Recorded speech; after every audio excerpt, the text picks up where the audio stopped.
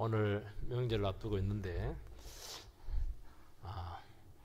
오늘 하나의 말씀은 배신입니다. 인간사에서 제일 고통스러운 게 이게 배신인데요. 동물 세계는 배신이 없습니다. 그래서 배신하는 사람은 동물보다도 못하다 그렇게 말합니다. 사람이 왜 배신을 하냐 하면 두 가지 이유 때문입니다. 하나는 이해타산의 욕심 때문에 배신을 합니다. 그래서 배신을 해서 결과가 나타날 수가 있습니다. 그런데 마지막은 반드시 비극입니다. 배신의 결과는 끔찍합니다. 왜냐하면 그 배신이라고 하는 것은 욕심에서 나왔고 욕심에서 만들어낸 그 영악한 마음에서 나왔기 때문에 그 원인에 의한 결과는 당연히 안 좋을 수밖에 없는 것입니다. 또 사람들이 왜 배신을 하느냐 하면은 약해서 그래요. 연약성이죠. 한계를 가지고 있기 때문에 배신을 하는 것입니다. 너무너무 힘들어요. 두 사람이 물에 빠졌는데 한 사람은 살아남으면 어떻게 해야 돼요? 저 사람 밀치고 내가 살아야지 뭐. 살아남으려고 하다 보니까 그러고 싶은 마음이 있어서 그런 게 아니고 배신을 하게 되는 겁니다. 그 사람들은 인격이 있기 때문에 모욕을 당하고 억울한 일을 당해내면은 굉장히 위험해요. 이걸 소화를 못 해내면은 배신을 하든지 복수를 하든지 이게 다 약해서 그런 거거든요. 인간이기 때문에 그렇게 하는 것입니다. 그래서 한번 사람들이 배신을 한번 당해보면은 인간을 알게 된다. 믿을 인간 한 사람도 없다. 아는 것입니다. 그래서 이 세상에서는 배신이 다반사로 이루어진다는 것을 기억해야 되고 너무 놀라지 마시기 바랍니다. 아프는 이유는 너무 가까운 사람이 내 걸 다 알고 있는 사람이 배신을 하니까 막 너무너무 그냥 고통스러운 거예요. 그러면 신앙세계는 배신이 있느냐? 아우, 더 있죠. 신앙세계도 얼마든지 배신이 존재합니다. 우리가 예수를 믿는데 하나님을 통해서 얼마나 은혜를 많이 받고 사랑을 많이 받고 도우심을 많이 받았습니까? 그런데 별것 아닌 거 가지고 막 신앙을 팔고 주님을 대적을 하고 자기 뭐 기대한 대로 안 되면은 뭐 그냥 믿음을 막 던져버리고. 여러분 그렇게 안 했습니까? 여러분들께 그 모든 갈등을 이기고 이 자리에 앉아 있는 게 그게 주님의 은혜입니다. 어떻게 은혜 안 받고 우리가 이 자리에 선한 모습으로 예배를 드릴 수가 있겠습니까? 그래서 우리는 얼마나 십자가가 필요한지 모릅니다. 우리의 모든 십자가가 인간의 배신의 절정이잖아요. 모든 인간들이 다 합세해가지고 하나님을 등진 게 이게 배신한 게 십자가인데 예수님께서는 십자가에서 억울하다 그렇게 하지 않고 기도했잖아요. 그 배신자들을 위해서 용서해달라고.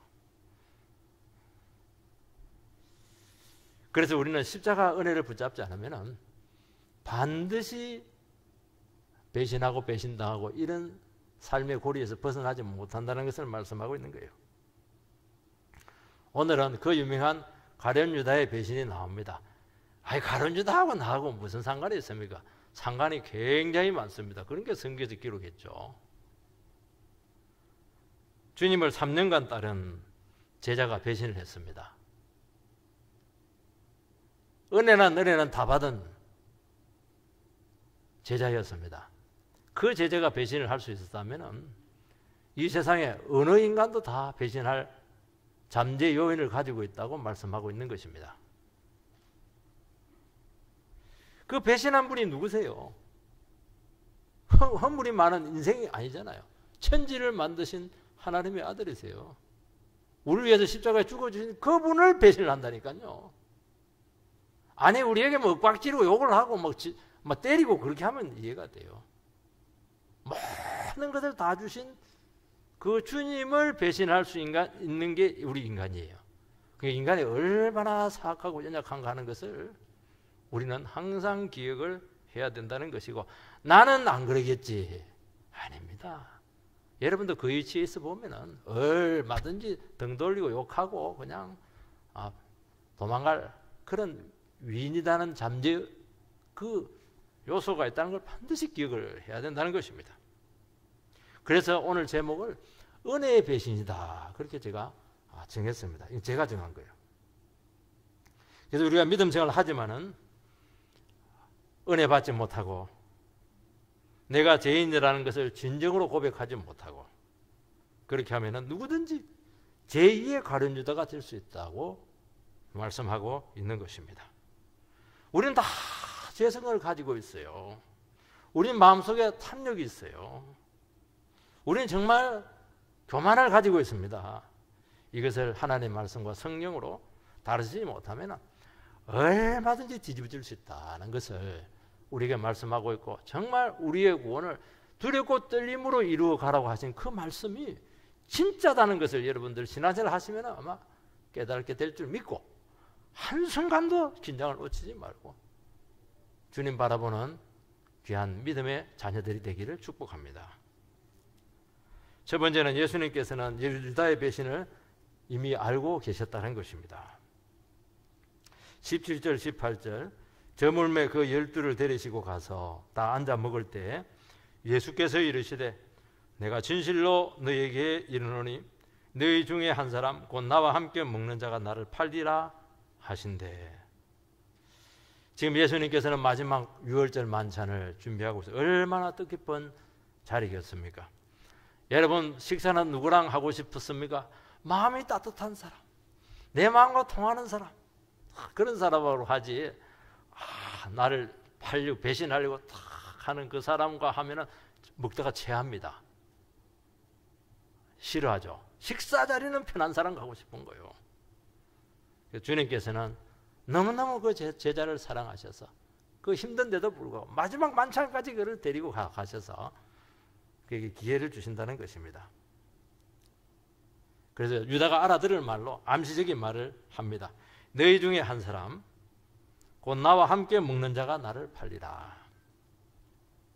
식사 중에는 심각한 말 안 합니다. 저희 아버지에 대한 다른 건 불만이 없는데, 불만이 막 저녁 먹을 때 되면 꼭 저를 한마디 책망을 하는데 또 밥 안 먹는다고 밥 안 먹는다고 해서 또 막 저를 막 책망하고 이래가지고 눈물 줄줄 흘리면서 밥 먹을 때가 많았어요. 여러분, 그렇게 하지 마세요. 우리 아버지가 돌아갔으니 망정이지. 이런 말 안 하거든. 이 심각한 말 안 합니다. 분위기 다 깨거든요. 그런데도 예수님께서는 이제 시간이 없어요. 그래서 힘들지만은 그것을 끄집어냅니다. 왜냐하면 영원히 귀하니까요. 이 말을 들으면 유다는 어떻게 해야 됩니까? 가슴이 철렁 내려앉아야죠. 주님이 나를 다 알고 계시었구나. 가룟 유다는 3년간 주님을 따라 다니면서 의심을 했죠. 주님이 내 마음을 알 거야. 내가 배신할 거 알 거야. 내 속마음 알 거야. 왜냐하면 자기는 한 번도 예수님께 자기 속마음을 내보인 적이 없거든요. 끝까지 자기를 지켰거든요. 엉큼하게. 회개하면서 막 자기 속마음을 다 지켜서. 그래도 의심을 했죠. 혹시 주님이 알고 계실 거야. 왜냐하면 주님은 하나님의 아들이시니까.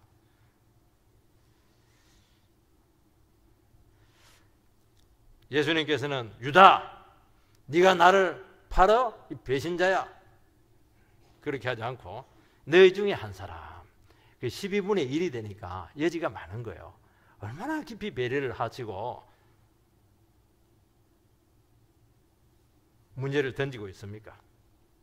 암시적인 말을 딱 들으면 본인은 알잖아요. 본인은 알아요. 정말 예수님이 나를 알고 계셨구나.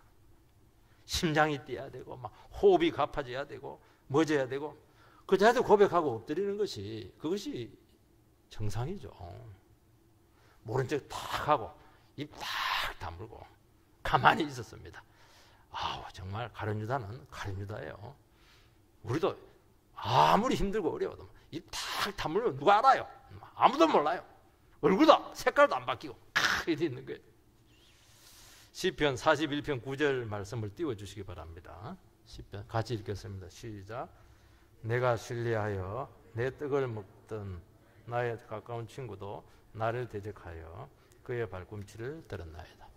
예수님께서 유다에게 암시적인 말을 할 때 다윗의 이 시편 41편 9절 말씀을 인용을 합니다. 우리 같으면 막 바로 대놓고 얘기할 텐데 그렇게 하지 않고 하나님 말씀을 가지고 그에게 다가갔어요. 이 말씀의 내용이 뭡니까? 다윗이 가장 신뢰하고 떡을 같이 먹던 밥동지잖아요. 제일 가까운 게 밥동지예요. 밥을 같이 먹는. 저 신학교에 다닐 때 3명의 밥동지가 있었는데요. 그 가까운 친구가 발꿈치를 들었다는 것입니다. 유대인들은 식사를 할 때 우리처럼 양반 자세로 앉지 않고 45도 각도로 비스듬하게 누워 있었거든요. 다리가 뻗치는 거예요. 옆에서 그 다리 들어보면 막 꼼짝 못하게 그냥 뒤집어지는 겁니다. 당하는 거예요. 척건 중에 척건이고 생사고락을 같이 했고 모든 비밀을 다 나누고 알던 그 친구가 배신을 한 것입니다. 물론 다윗이 잘못한 것이 있으면 뭐 그럴 수가 있어요. 다윗은 어렵잖아요. 말씀의 종이잖아요. 하나님 말씀 때문에 고생하고 있고 하나님 나라를 세우려고 온갖 고초를 다 당하지 않았겠습니까? 그래서 믿고 비밀을 다 나누고 하나님 나라의 비밀이 너무 많거든요. 정말 말 못할 비밀들이 많아요. 정말 신뢰하는 사람 외에는 말할 수가 없는 게 너무 많은 거예요. 이게. 어떤 때 부부보다도 더 신뢰하고 말해야 될 사람이 있다니까요. 그 중요한 역할을 딱 맡겼는데 생각지는 못한 그 친구의 배신을 통해서 치명타를 입었다는 것입니다. 다윗은 그것 때문에 온갖 고통을 다 당하고 누명을 뒤집어 쓰고 그렇지만 하나님의 섭리로 다윗은 그 위기에서 극적으로 구원을 받습니다. 그 배반자는 반드시 심판을 받았습니다. 주님께서는 유다를 직접 치료하지 않고 말씀을 인용해서 다가갔습니다. 왜 그러냐면 하나님의 말씀이라고 하는 것은 인간적인 감정을 배제시켜요. 사사로운 관계를 개입을 시키잖아요. 그리고 지금 그 영혼의 상태를 하나님 앞에 딱 펼쳐놓습니다. 우리는 사람들이 미울 때도 있고 내 마음에 안 드는 사람도 많고 정말 심각한 관계에 있는 사람일 수도 있어요. 상처 준 사람이 있어요. 그러면은 하나님 말씀이고 뭐고 간에 상관없어요. 감정이 앞서고 사사로운 이해관계 팍팍 따지다가 문제가 더 커지게 되고 그런 골대로 더 파이게 되고 수습은커녕 악화되는 것을 너무 많이 경험하고 있는 것입니다. 하나님의 백성들은 절대로 그렇게 다른 영혼을 상대해서는 안 되는 것입니다. 정말 예민할수록 영혼을 다칠 수 있는 그런 사안일수록 하나님 말씀으로 그리고 십자가 은혜를 품은 상태에서 자꾸 다가가야 된다는 것입니다. 그래도 힘들어요. 그래도 선을 넘을 가능성이 굉장히 많아요. 주님께서는 지금 유다를 바라보면서 너는 다윗의 배신자와 같다는 것입니다. 다윗은 잘못이 없어요. 말씀의 종이에요. 이 사람은 주님 때문에 고통을 당하고 있었고 말씀 때문에 지금 고난을 받고 있고 그는 늘 의로웠어요. 그 의로운 종을 배신하게 되면 그 책임이 누구에게냐는 거예요. 그 책임이 결코 가볍지 않다는 것을 말씀하고 있는 것입니다.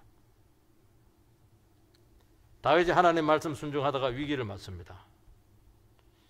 그렇게 할 때 의로운 종과 함께하고 힘이 되어주지는 못할 망정 딱 기회를 보고 있다가 파멸에 빠뜨리고 하는 것이 그게 잘한 것이냐는 거예요. 3년 동안 너 다 알고 있는데도 불구하고 너에게 계속 사랑해주고 지금까지 왔는데 마지막 막차까지 온 거예요. 지금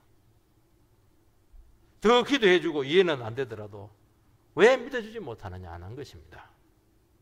물론 개인적인 섭섭한 감정이 어떻게 없을 수가 있겠어요. 여러분 부모와 자식 간에도요 정말 응어리 많아요. 정말 속에서 막 올라올 때가 많잖아요. 어린 마음에. 그런 게 어떻게 없을 수가 있겠어요. 인간인데 신이 아닌데. 그게 어떻게 하나님 앞에서 그게 결정적인 사안이 될 수가 있냐는 거예요. 이게.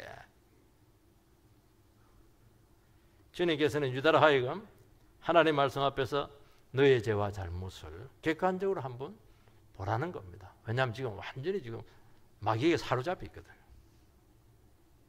한 번씩 교회나 목회자를 비난하고 교회를 떠나시는 분들이 계십니다. 물론 객관적으로 교회가 잘못했거나 목회자가 비리를 행했다면 그거는 뭐 당연히 비난들어도 그거는 당연한 것입니다. 근데 그것이 아니라면 한번 동기를 살펴봐야 된다는 것입니다. 얼마든지 복음 때문에도 떠날 수가 있다는 것입니다. 왜냐하면 복음이라고 하는 것은 인간의 죄를 드러내요. 하나님 앞에 늘 세우기 때문에 자기 죄를 회개하지 않고 있는 모습 그대로 계속 그리스도를 하면 굉장히 부담이 될 수가 있어요. 그리고 인간적으로 알아주는 게 아니에요. 복음이라고 하는 것은. 세상은 막 인간적으로 죽게 세우고 아부다고 이렇게 하는데 그래 안 하잖아요. 그렇게 안 하니까 이 교회는 관심도 없구나. 저 목사님은 사랑이 없어. 그렇게 느낄 수가 있는 거예요. 그래서 그냥 욕하고 떠날 수 있는 거예요. 많이 봤어요, 그거는. 그게 사랑하는 것인데 정말 그 영혼을 위해서 기도 많이 했는데 본인은 못 느끼는 거예요, 이게. 동기를 한번 살펴보라는 거예요, 이게. 잘하는 것이냐는 게 이게. 주님께서는 말씀 그 자체가 되십니다. 주님은 입만 벌리면 하나님의 말씀을 선포하셨고 정말 그분은 말씀한 대로 행하신 분이셨고 절대로 이익 챙기지 않고 영혼을 살리고 그 공동체를 위해서 세우기 위해서 그렇게 헌신을 하셨습니다. 주님은 절대로 당신을 위해서 살지 않았고 영혼들을 위해서 참고 희생하고 어떻게 하든지 도와주려고 했다는 것입니다. 예수님은 현실적인 모습은 가난했어요. 그리고 지금 십자가를 앞두고 너무너무 살벌한 분위기에 지금 있어요. 바로 지금 돌아가시게 될 상황이 되어서 얼마나 위태로워요.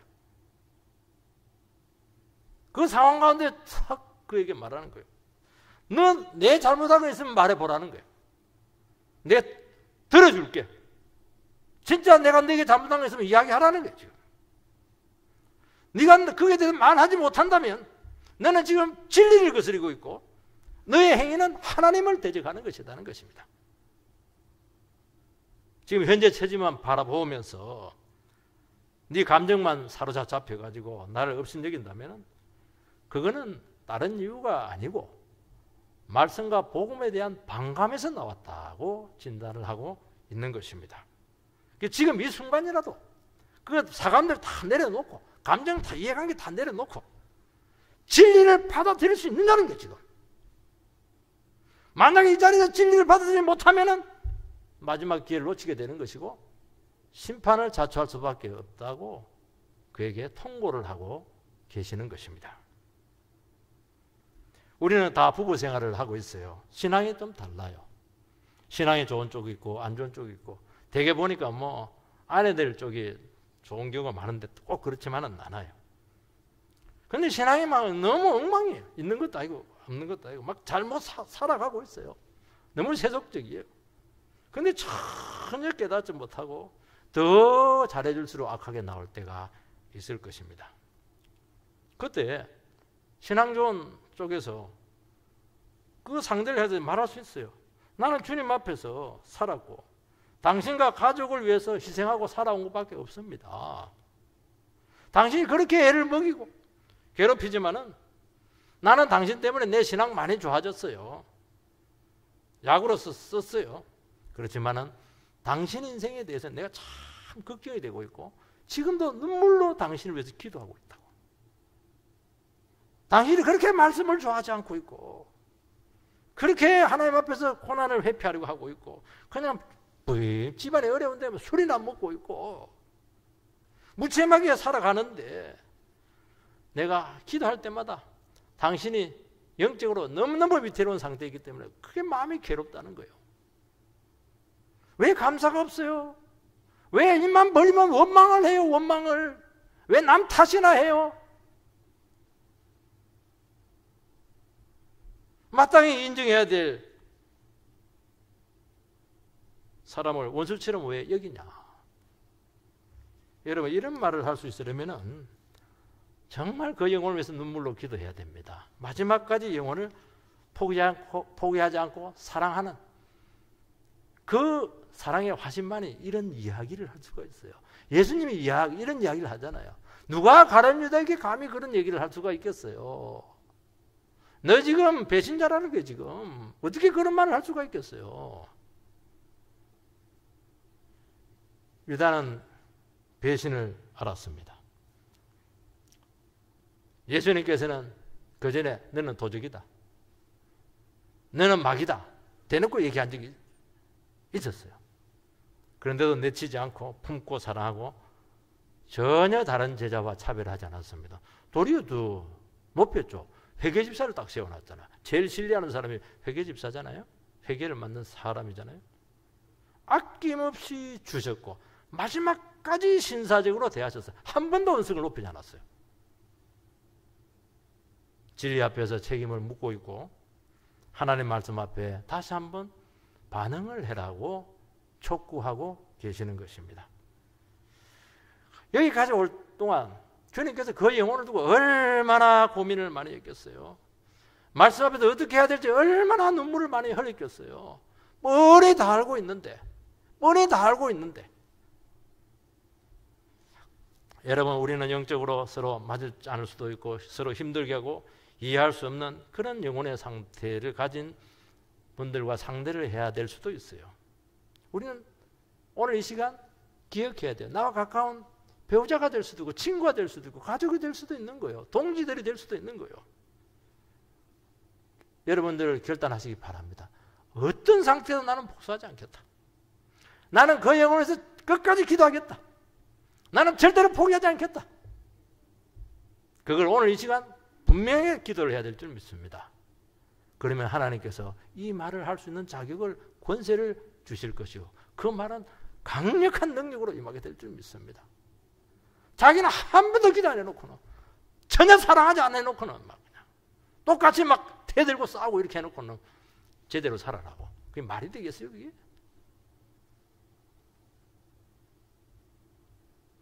이것이 모든 것을 이기고 이것이 능력받는 비결이고 특별 섭리를 체험하게 될 줄을 믿습니다. 이것이 안 되면요, 골병이 듭니다. 아니면 관계가 반드시 파장이 나게 될 수밖에 없고 그 결과는 너무너무 비극적이라는 것입니다. 두 번째는 유다의 그 완악함이 적나라하게 드러나고 있습니다. 19절 말씀, 저희가 근심하여 하나씩 나는 아니지요 하고 말하기 시작하니, 저녁에 너희 중에 한 사람이 나를 팔 거야 이렇게 하니까 제자들이 얼굴이 갑자기 밥 먹다가 사색이 되어가지고 하나씩 나는 아니죠. 옛날 성격이 더 좋은 것 같아요. 내니까 그렇게 하는데 이번 새로운 성경은 나는 아니죠. 굉장히 신사적으로 기록을 했습니다. 이것은 세 가지 의미를 우리가 생각을 해야 되는 것입니다. 첫 번째는 예수님께서 정말 나를 의심하는 것은 아니죠. 그 말씀이 될 수가 있습니다. 제자들이 와서 나는 아니죠. 나는 아니죠. 과연 유다도 이 말을 했을까?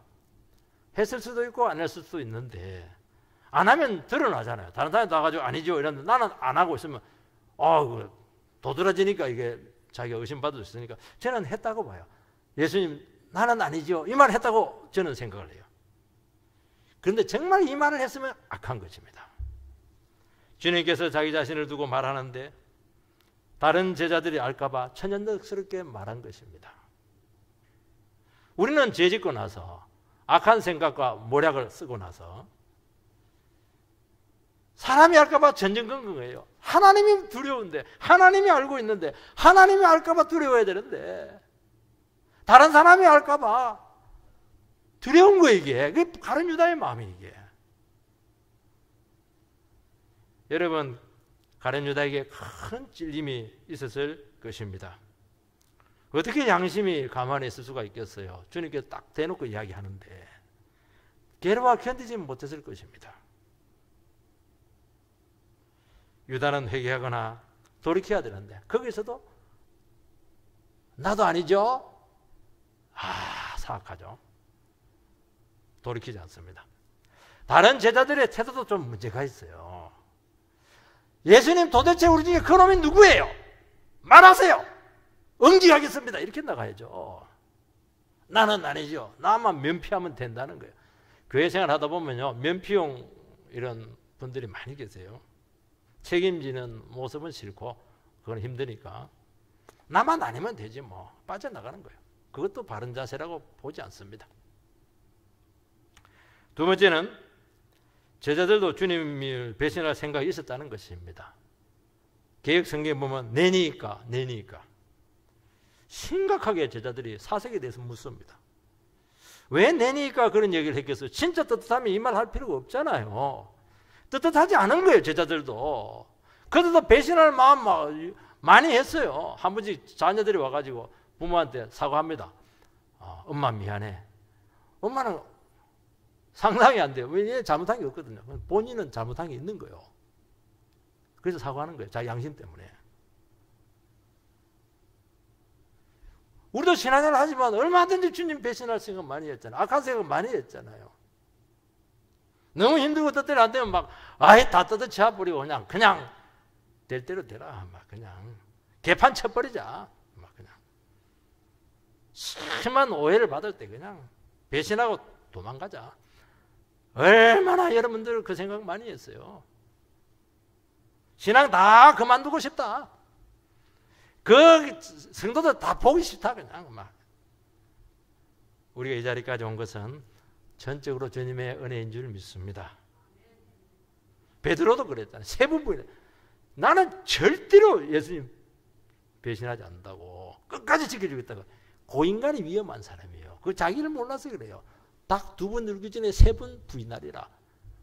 구체적으로 이야기하는 것은 확실하게 부인한다는 거예요. 믿지 마세요. 여러분 자신도 믿지 마세요. 어떻게 우리가 배신을 안 할 수가 있어요? 주님 너무 잘하세요. 세 번째는 제자들은 배신자가 누군지 진정으로 몰랐다는 것입니다. 예수님께서 나를 의심하고 있는 것 아닐까? 자기를 다 돌아봤어요. 자기들이 범인이거든요. 지난번에 나를 바라보는 그 눈초리가 예스럽지 않았어.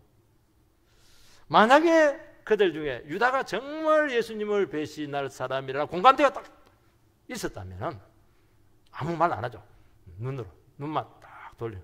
대놓고 보면 안 되니까. 대놓고 보면 막 의심되니까 눈만 딱 가르는다로 전부 다 향했을 것입니다.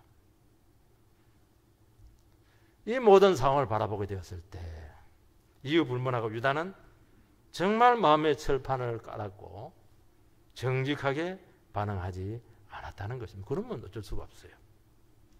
20절 말씀, 그들에게 이르시되 12 중 하나고 나와 함께 그릇에 손을 넣는 자니라. 유대인들은 이 음식을 하고 떡을 먹을 때 포도주나 소스에다가 종제기 같은 데다가 이게 떡을 찍어 먹는데 2사람 내지 3사람이 한 조가 되어서 그릇을 씁니다. 예수님과 같이 그릇에 떡을 찍어 먹는 사람은 바로 가룟 유다예요. 왜냐하면 그거는 쏘을 수가 없어요. 그러면 떡을 먹다가 붕 떨어야지. 떨고 팍 놔버려야죠. 얼어붙어야 돼요. 찍고 떡 먹습니다. 또 찍고 떡 먹어요. 참 떡 잘 먹는 건 좋다마는 대단하죠. 태연합니다. 주님께서는 아직도 그의 이름을 밝히지는 않습니다. 이름을 밝히면 어떻게 해서 가룟 유다 네가 범인이야. 그럼 바로 박차고 화를 내면서 와 사랑 없다. 예수님 의심장이다 이러면서 막 도망갈 겁니다. 끝까지 이름 얘기 안 해요. 여러분 제자가 선생님을 배신한다면 어떻게 해야 되겠습니까? 당장 줄을 들든지 취조하든지 매장을 하는 것이 당연하죠. 주님께서는 끝까지 참고 기회를 주고 그의 마음을 노크를 하고 열라는 것입니다. 마음을 열으라는 거예요. 지금은 열면 살거든요. 열면 사는 게 열면 살아요. 지금은 예배 드리는데 여러분 마음을 열면 사는 거예요. 여기서 못 열면 여러분의 마음은 2배, 3배로 두꺼워질 겁니다. 21절 말씀, 인자는 자기에게 대하여 기록된 대로 가거니와 인자를 파는 그 사람에게는 화가 있으리로다. 그 사람은 차라리 나지 아니하였더라면은 자기에게 좋을 뻔하였느니라 하시니라. 예수님께서는 정말 무지막지한 말씀을 했습니다. 저 인간은 차라리 나지 않았으면 좋을 뻔했다. 아무리 부모가 자식 미워도 너는 안 태어났으면 좋겠다. 농담으로는 그렇게 해도 진심으로는 그런 말 안 합니다. 어떻게 자식을 너는 안 태어났으면 좋겠다 그런 말을 할 수가 있겠어요? 해서는 안 되고 들어서도 안 되는 말이에요. 과거에 그 어린이 성추행범 그 김길태 있잖아. 그때 부친이 텔레비전에 나서 인터뷰를 하는데 뭐라고 하냐니까 내 자식은 낳지 않았어야 되는데 깊이 후회하는 인터뷰하는 걸 제가 후에 그런 인터뷰하는 그 장면을 제가 봤어. 아직도 기억에 남아요. 길태 너는 안 태어났어야 되는데 태어났다는 거예요. 이 귀태야. 이름도 비슷해요. 귀태, 지태. 이름이 비슷해요. 귀태라는 말이 태어나지 말아야 될 인간이라는 거예요. 그런데도 주님께서는 너는 태어나지 말아야 돼! 이 말 하지 않고 뭐라고 했습니까? 좋을 뻔했다는 거예요. 그리 안 태어났으면 좋을 뻔했다는 거예요. 지금에도 바꾸면은 잘 태어났다는 거예요. 참 이걸 보면 예수님께서는 마지막까지 결정적인 말을 절대로 안 해요. 절대로 안 해요. 얼마나 속이 탔겠어요. 여기까지 왔는데 우리는 막 이놈 죽이니 살리 이렇게 하는데 끝까지 결정적인 말을 안 해요. 유보를 해요. 마음은 막 타들어가는 거예요. 지금. 내 이상 이 말까지 했으니까 더 이상 해줄 말도 없고 이제 기회도 없다. 마지막 통고의 선언이라고 생각이 됩니다. 인자는 자기에게 기록된 대로 가거니와 주님은 구원계획에 따라서 십자가 죽음을 맞이하게 된다는 것입니다. 사람들은 여기서 많은 오해를 합니다. 가룟 유다는 억울하다는 거예요. 가룟 유다는 예수님을 십자가 달기 위해서 은 30에 파는 구원의 도구로 쓰였기 때문에 가룟 유다는 책임이 없고 죄를 물어서는 안 된다는 것입니다. 그게 궤변입니다. 하나님은 가룟 유다 아니라도 얼마든지 십자가에 달립니다. 왜냐하면 그게 아버지의 뜻이거든요. 지금 누가 죽이려고 합니까? 지금 정치 지도자들이 지금 종교 권력자들이 지금 죽이려고 하는데 어디 가서 피할 수가 있겠어요? 어떤 방법을 써서라도 죽이는데 가룟 유다가 오니까 편했죠. 뭐 은삼시 주고 뭐 딱 바로 체포할 수가 있었으니까요. 여러분 권력과 물질로 유대 사회를 지배하는 기득권 세력에 의해서 제거될 수밖에 없어요. 이거는 정치 역학적으로 반드시 제거돼야 되는 겁니다. 이거는 유다가 돈을 너무 좋아했고 권력을 너무 지향했습니다. 유다의 생각은 뭐냐? 예수를 통해서 권력을 얻는 거예요. 그 권력을 통해서 축제를 하는 것입니다. 축제는 막 기쁜 게 아니고 돈을 막 끌어모으는 거예요. 돈을 좋아하거든요. 여러분 물질과 권력력이 사람의 눈을 멀게 하고 배신하게 하고 타락하게 한다는 것입니다. 여러분 탐욕과 권력, 욕심이 눈 뒤집으시면 부모도 없어요. 선생도 없어요. 은혜가 어디 있어요? 그렇게 살아갈 수가 없어요. 그래서 여러분들 자꾸 욕심을 내놓으라 한 이유가 뭐냐니까 인간은 한순간에 돌변할 수 있기 때문에 그 위험 요소가 어디에 있느냐?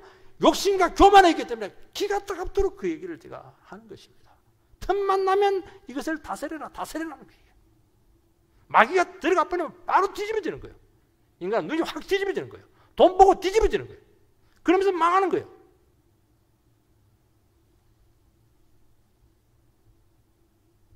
온 세상이 지금 욕망으로 들끓고 있어요. 의리가 어디 있어요? 정의가 어디 있어요? 지금 돈이지. 여러분 성도가 말씀에 붙들리지 않으면 어쩔 수 없이 세상 욕망에 휩쓸릴 수밖에 없다는 것을 여러분들께서는 반드시 기억을 해야 될 줄 믿습니다.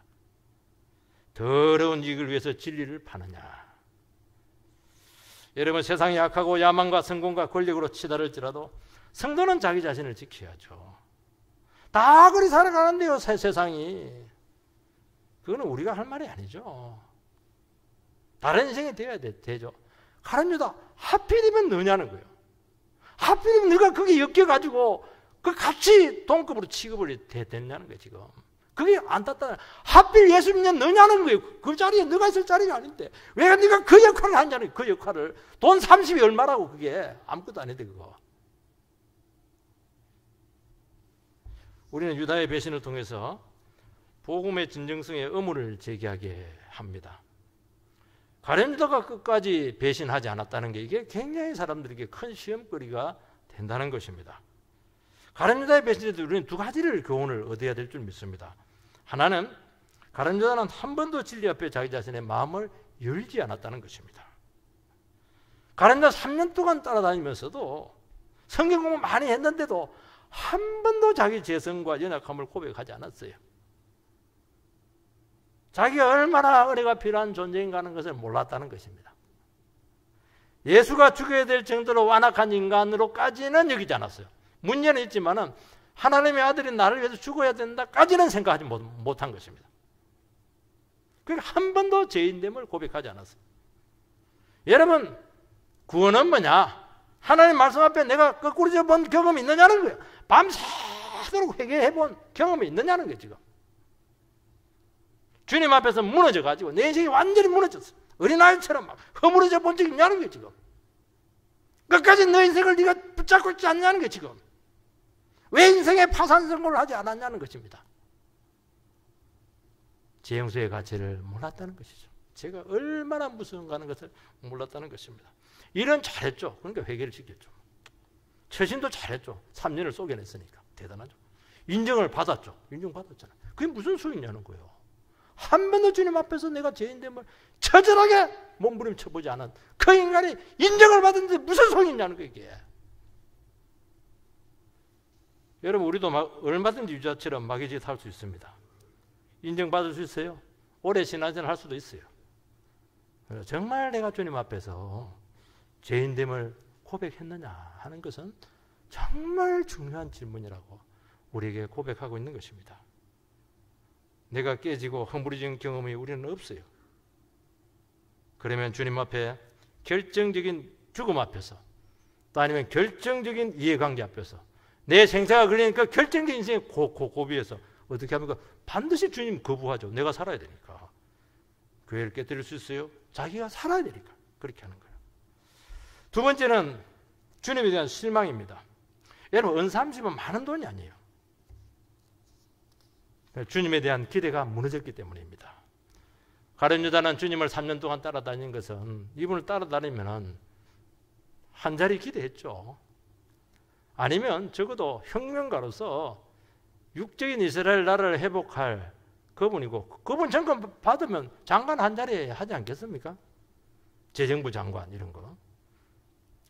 인기도 있었고 백성들이 따랐는데 보니까 막 점점 분위기가 적대적이고 지금 막 죽음의 위기 앞에 있어요.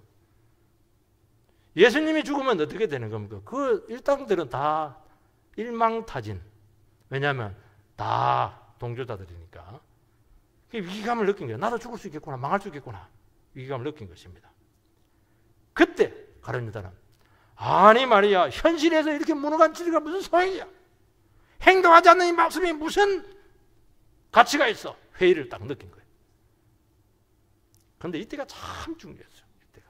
다시 한번 말씀을 붙들어야 되는데 그 고비를 못 넘깁니다. 고비를 넘길 수 있는 방법은 한 가지 방법밖에 없어요. 어차피 내가 말씀을 느슨하게 안 붙들고 살았는데 이 인생의 결정적인 순간 앞에 어차피 한 번밖에 없는 인생이다. 진리 붙들고 내가 죽어버리자. 그러면 살아날 텐데 진리가 자기에게는 별 의미가 없어요. 말씀이 별 의미가 없어요. 그래서 위기 순간에 버팀목이 전혀 되지 못했다는 것입니다. 다른 제자들도 넘어졌어요. 가룟 유다는 뭐 더 배신했죠. 저주까지 했잖아요. 예수님을 3번이나 부인했잖아요.